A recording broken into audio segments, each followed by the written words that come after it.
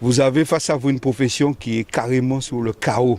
Vous avez face à vous une profession, et c'est ne même pas vous le dire, puisque vous le savez, quand vous entendez les événements en métropole, quand vous avez entendu récemment à Oni, l'un de nos collègues se faire carrément assassiner sur la coursive par un détenu présumé islamique, nous n'avons pas ces phénomènes ici en Martinique. Dieu merci.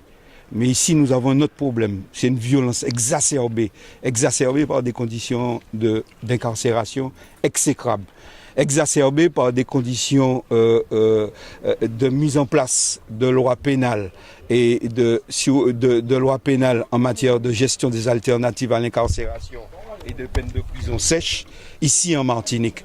Donc la profession, elle est ravagée, elle est sous le carreau. C'est pas mentir que de vous montrer ces images, monsieur le préfet. C'est notre collègue de Bémao qui a été brûlé. Vous avez bien vu que la structure carcérale ici se remet en place. Les personnels sont motivés, mais ils sont délaissés. Ils travaillent dans des conditions déplorables et exécrables. Nous faisons de notre mieux. Il y a une vague de suicides récemment, monsieur le préfet. Il y a eu 3 suicides qui nous ont fait mal parce qu'on n'a rien pu faire pour empêcher à ces personnes de se suicider. Et l'État et la République en quelque part responsables par manque de moyens. Aujourd'hui, vous le savez, je viens présider le conseil de surveillance pénitentiaire sur les suicides qui ont eu lieu ces derniers jours.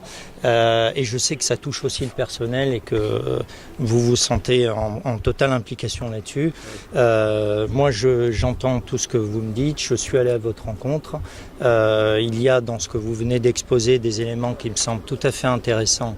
Il faut qu'on travaille dessus, et je pense qu'on aura l'occasion de se revoir pour travailler au fond sur quelques-uns des sujets.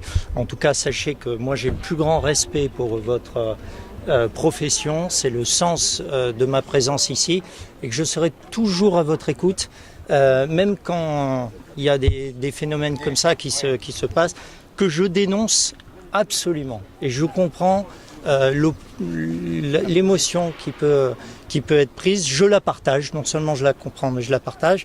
Et vous pouvez compter sur moi pour travailler sérieusement avec vous sur ces sujets-là.